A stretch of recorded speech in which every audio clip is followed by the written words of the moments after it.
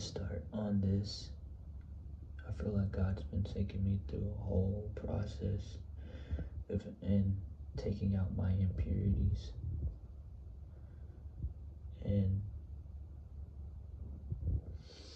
lust is one hard one. I would say that. That's the one that I feel like my flesh doesn't want to give up. It wants to just go back and go back to it. But it's like I have to be away from those environments. I can't be like these people of the world. Like I can't be like them anymore. God has called me for different. He's called me to be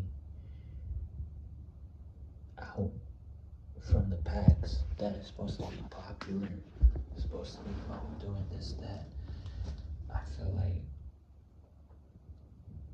he's already placed on me what my calling is. And he's been drawing people to me so he can work on that and strengthen it, so I'm not fearful when it's even stronger, because he's sending me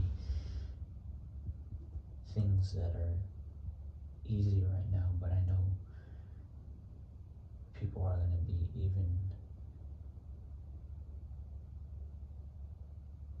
in harder cases, harder levels that he wants to take me through.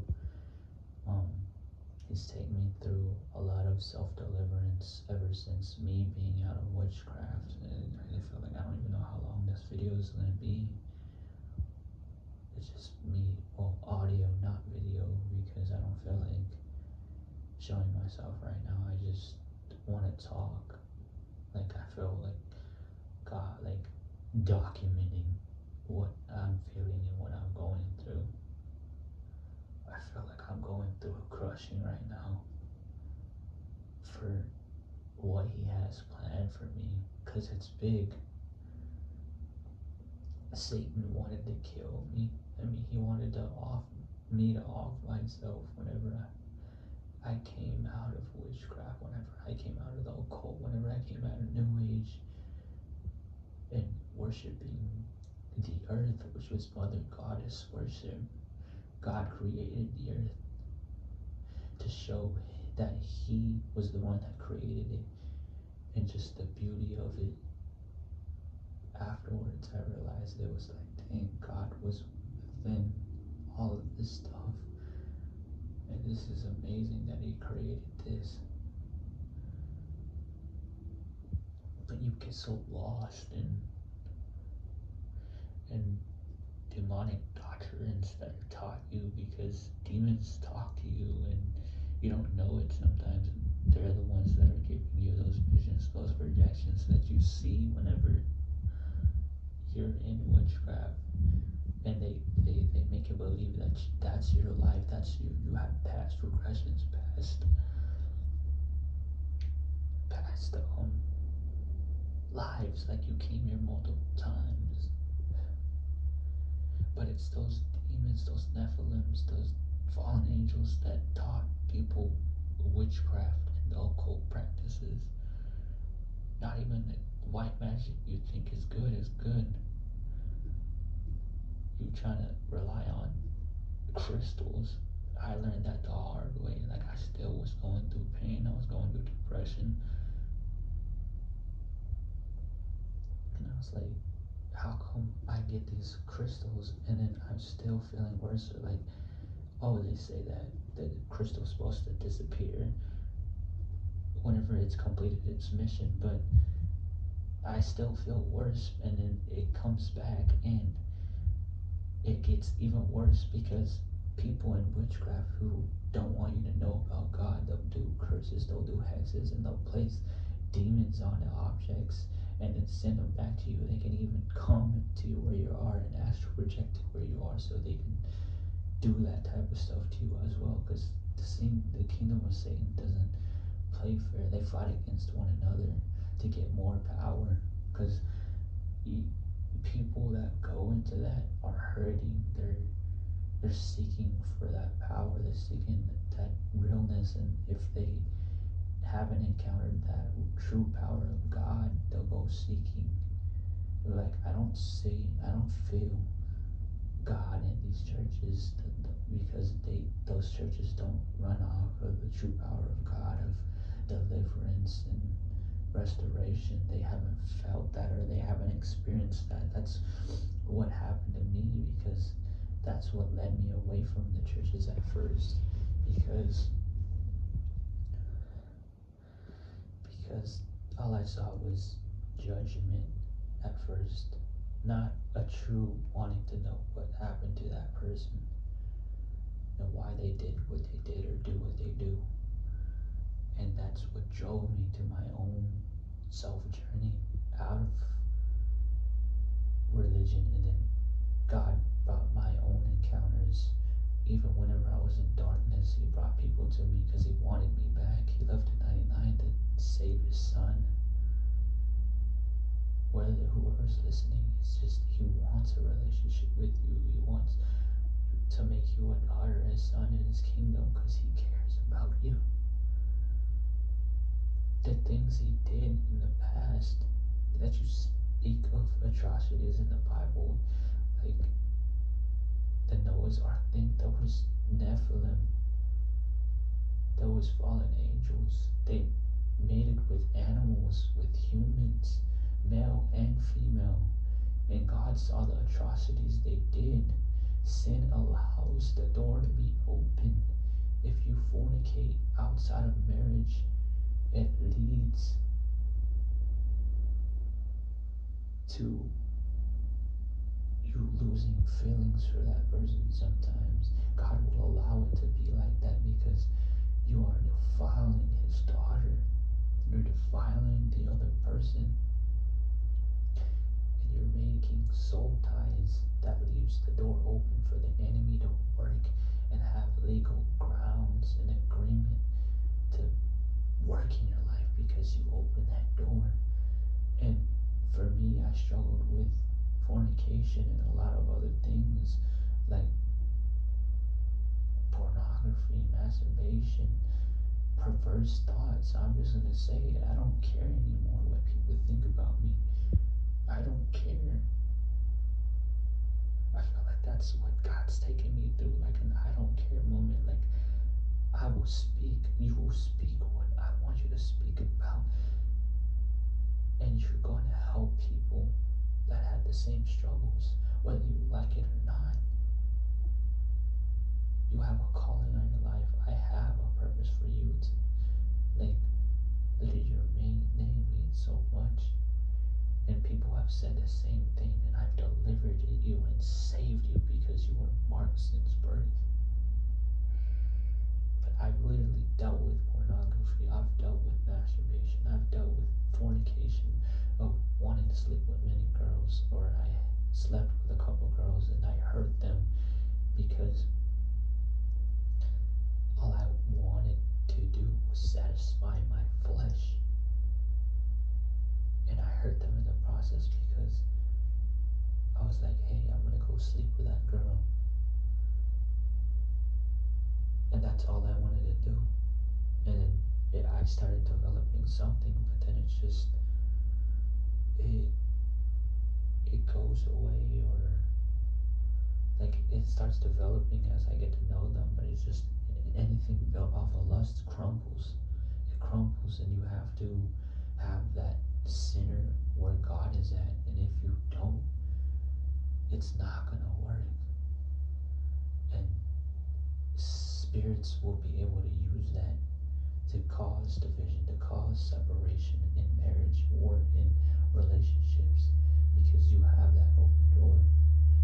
And even with that too, he can perverse your mind, just like the Nephilim and the fallen angel were creating hybrids by mating with humans, male or female,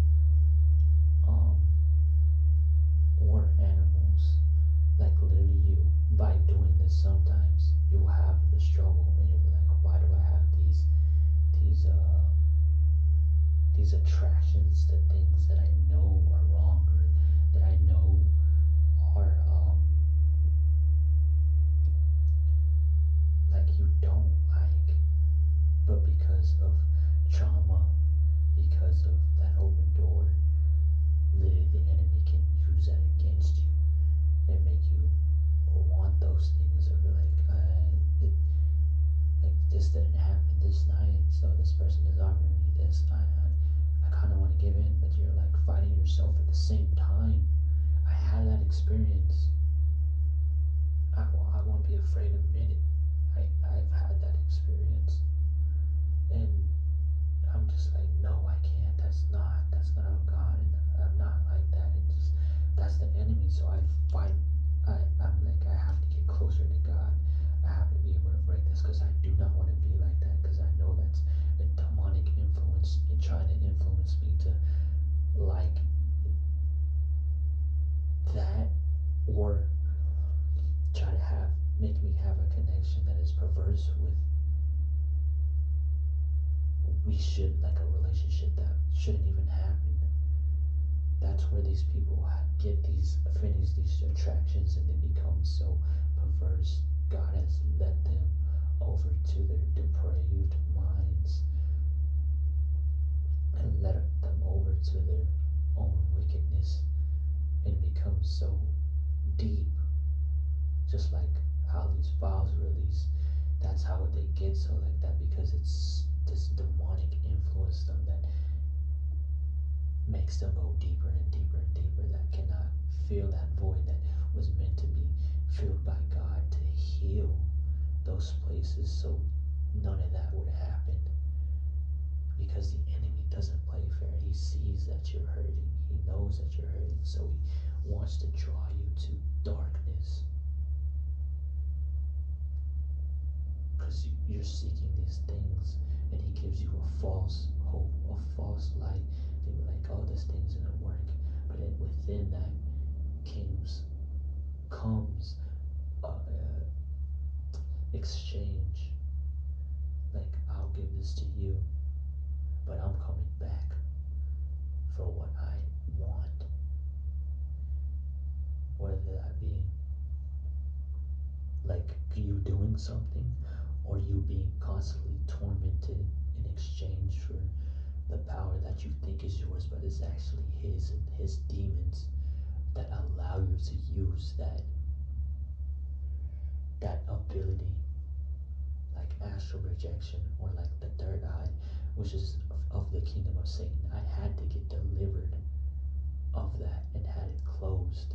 The only way you are able to see in the spiritual realm is you get a close relationship with God and he draws you in and you ask God, please open my spiritual eyes, and he'll start showing you things. He'll start having you have these visions because the enemy can send projections, just like how you see things when you meditate. That's a projection. That's like a movie type thing because whenever I was getting out of that, the enemy showed me this. He projected images into my mind where it was like I can see the way he wanted me to off myself. He didn't want me to be with God because he knew that if I was with God, I would expose his kingdom and literally he projected images like a movie with my eyes closed or with my eyes open eye vision or closed eye vision. He would show me these things, and it wasn't until I asked God for his strength to be able to take these away, he took them away from me and they stopped. And then God can do the same thing where he can do the open vision or closed vision, but you have to ask him for discernment because the enemy likes to twist things to make you to come back to him. I just admit this literally after my past relationship, the enemy tried to get me to come back to his side. He tried to use anger and rage because he wanted me to off someone because of that, because of what I thought they did as a revenge to me, but me finding out later that it was my coworkers were messing around with my car. He literally tried to use that against me and try to make me have that rage so I can act on that, and then myself deeper into witchcraft or a cult and go deeper to do a sacrifice to initiate me deeper into his kingdom more than what I was before, more than I had reached. Because at the very end, I felt like I was going into a little bit of dark witchcraft, but it was like psychological, like manipulation. Because I liked attention, I liked whenever someone like gave me attention who was the opposite gender, and I didn't care if they liked me. I didn't care. I would just throw them to the side and just like, okay, like it's whatever, you know. I just want their attention. I want their eyes on me. I want them to want me, and I don't want them. This is weird that I'm just speaking like this, like it's just flowing out of me like so easily. These things. I guess it took a lot of things of God crushing my spirit, so I can become the vessel that He wants to be able to do what He wants me to do in this life. Because people, like, I'm adopted and whatnot. God had to deliver me from so many things, but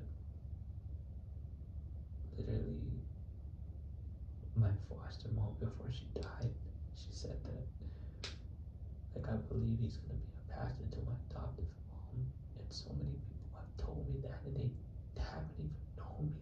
It's like God told them, and it's something that I run from sometimes, because I'm just like, I don't even think I can do it, because sometimes I don't even run because I fall. Sometimes and people know that because they've seen me in certain environments. I'm just like, how God, like these people know my past, but it's just like they don't know who I've created you to be, who I've shaped you to be, what you have become, because I have worked on you behind the scenes, and I'm still working on you. Sometimes I've cried on the floor because there's realizations, and it's like my spirit has cried out, and that trauma that's there, God has healed me of things by me opening up about my past, about struggles, which has also helped other people to be set free and be like, hey, I dealt with that too. And just knowing that you dealt with that healed something in me as well.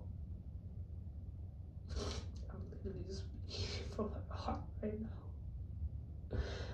I felt it on me so strongly to say this. Like, God has worked so many things out, and He's still working things out. He's trying to make me not have an obsession of like trying to seek out the dark or seek out deliverance. If He brings it to me, yes, He will, but I can't think of the subtlest things of, oh, this person has this tone, they're possessed, or like this or that. God is literally working in me because He's trying to bring me to that, but it's only Him that's going to bring those things to me. Whenever the time is ready, the time is set to do what He has set out ever since before I was born. Like, He knew us before we were stitched in our mother's womb of what we would do for His kingdom, and things like that He knew we would choose out of free will, and it was just our choice to choose what we want to do. Do we want to follow our flesh? And He knew that if it was this choice or this choice, then He shapes it,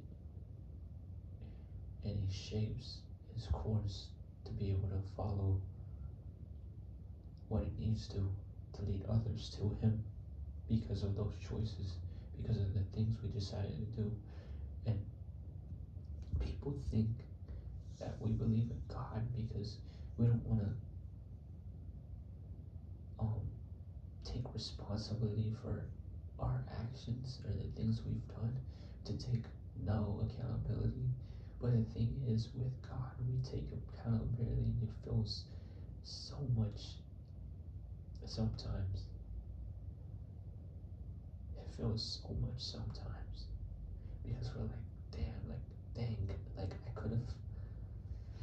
I could have done better. I could have not did this in the past or that. But it's like God's like says, don't harbor on the past. Just look forward, and I'm shaping you. I'm working on you. Just long as you just get up and you continue on the fight with me, this journey. Don't look at the past. You will turn to salt. You will be stuck in place. Like, if you look at the past constantly, if you stay stuck in it, if you don't let it go, you're going to be in a place that's just not moving forward. You're either thinking too much about the future or too much about the past. The enemy will use that against you. The past, he'll make you feel shame. He'll make you feel guilt, condemnation, or you just want to isolate yourself, and that's whenever he gets to you, because he can just get in your mind and break you down. If you let him. And with the future, he can put fear, but like knowing where you, like, God has a plan for your future, but knowing and having faith and believing and trusting in him, that's what he develops over the trials and tribulations, and just knowing that he will provide. That perseverance comes from long suffering, which builds the fruits that you need for the things that are to come. It builds the faith, and the hope comes from that faith, from knowing he brought you out of so many things and you're still there, you overcame them. To know that, dang, I did this, God helped me out of this and that, I can get through this, because you've been through so many things that should have taken you out, that should have placed you in places that people thought that you wouldn't be, whether in jail, psych ward, or this or that, But God saved you. He redeemed you. It was nothing of what you could do, not you being good or doing enough acts, even though acts give you certain rewards in heaven. God's Son, our Savior, Jesus Christ, but what he did on the cross is what saves us. It grants us access to the Father, to be able to go to that place, I don't know. I feel like I might end this here. Like, there's more that I could talk about, but it's just, I feel like that's what God wanted me to put off